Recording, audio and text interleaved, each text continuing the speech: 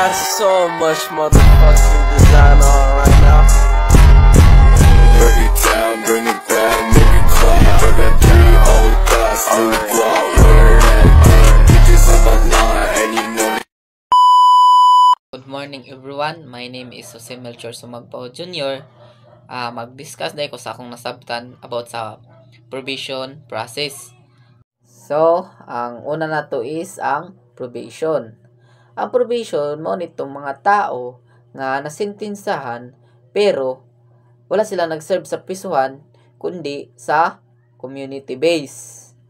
Ikaduha, ang petitioner. Ang petitioner mo nito ang tao nga nag-apply pa lang for probation. Ang probationer pod is mo nitong tao nga nagrantan na ni judge or ni trial court. Then, ang ikaupat is absconding petitioner. Ang absconding petitioner is mao nitong mga tao nga ni-apply human gipatawag wala sila nagpakita. Ang ika-5 is absconding probationer. Mao nitong mga tao nga nagrantan na ni trial court ug ni judge tapos gipatawag wala nagpakita or wala sila nagtunga. Mo nang tawag nga absconding probationer. Then ika-6 is ang probation officer. Ang probation officer pod is mao nitong mga officer nga like chief of probation and parole officer, si PPO mo ni ang mag-investigate and mag-supervise. Ang ika-7 is ang probation office. Diri sa probation office mo ni ang mag-conduct og investigation and mag-supervision sa referral case. Ang ika-8 is ang probation order. Mao ni ang order nga gikan sa trial court granting probation. Diri na ta sa probation process. Si Juan daw is nasintensyahan siya 6 years. Naa siya reglementary period within 15 days. Adlaw nga mag-apply og probation.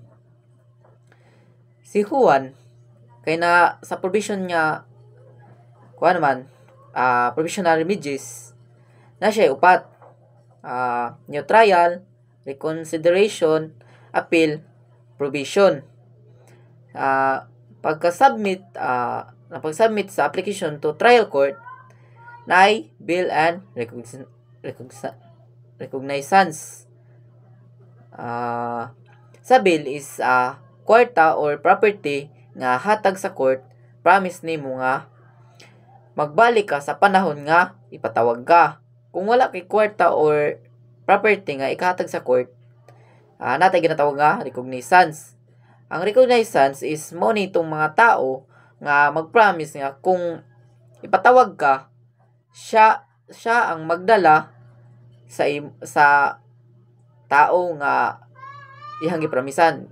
Mo ni sila governor or mayor.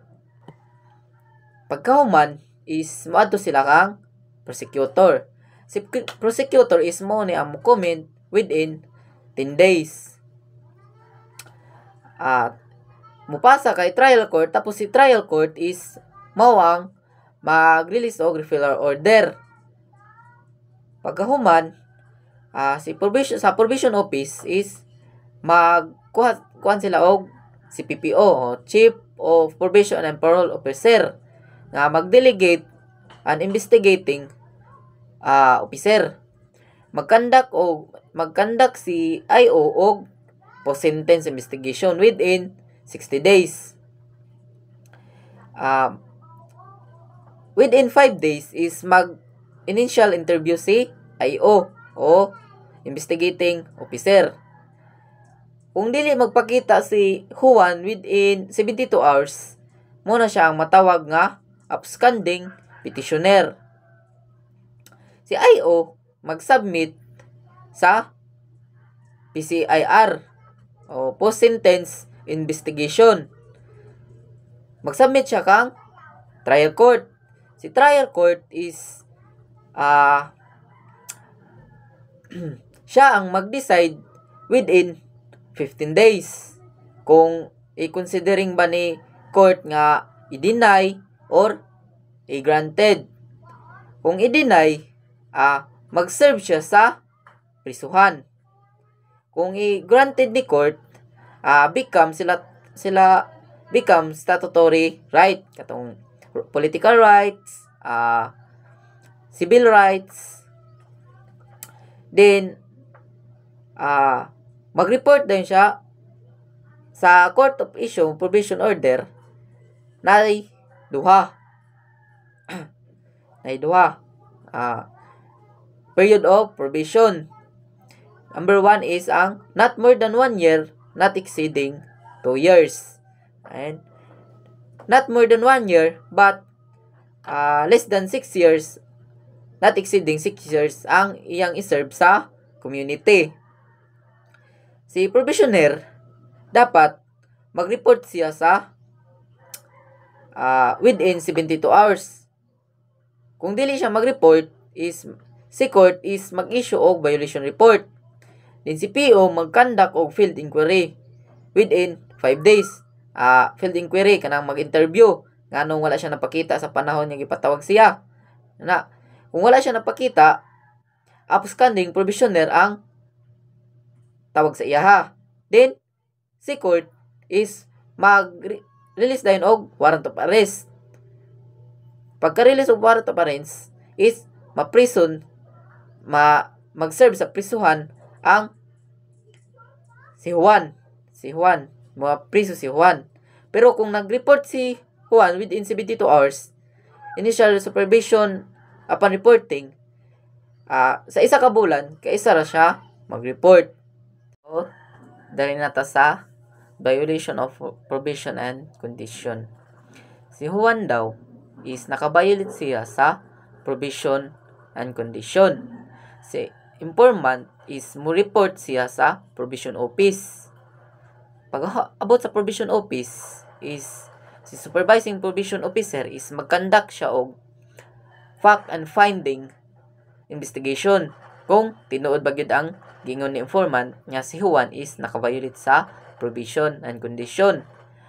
Pagkahuman, si SPO is mag-prepare din na siya og violation report nga i-review ni CPPO. Si CPPO is Morning Chief of Parole and Probation Officer. I-review na niya kung tinuod ba gitong ingon ni informant nga si Juan is naka-violate sa probation and condition. Basin dahil gidaotan na si Juan ni informant, maong i-review niya. Dayon, pag na-review na ni CPPO is ipasa niya sa trial court. Si trial court is mag-issue dayon og warrant of arrest.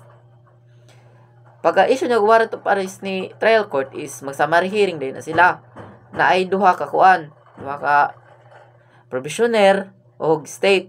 Sa probationer is right to inform, may post bill, and right to counsel. Din sa kaduha is ang state represented by prosecuting officer. Ihatag din niya kay trial court. Si trial court siya ang mag-decide na continuance, revocation, and modification. Kung continuance is magpadayon na siya sa pag-serve sa community. Then ang revocation na pod is mag-serve siya sa original niya nga sentence sa prisuhan or jail. Sa modification pod is ug mag-decide si court nga sa community na siya mag-serve is naanay mga rules and condition nga nabag-o. So, next nato ang termination of probation.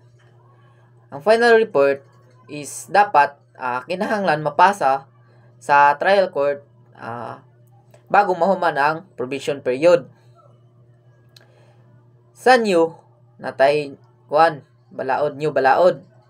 5 days before ang probation period.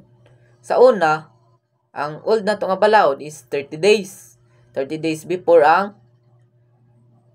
probation period. Si trial court is siya ang mag-review sa final report. Then, magawas dayon ang termination order. Ma-restore dayon tanan ang mga rights. Para sa ning civil rights, political rights, kana. So, pwede na ta makaboto, then pwede na ta makatrabaho sa gobyerno.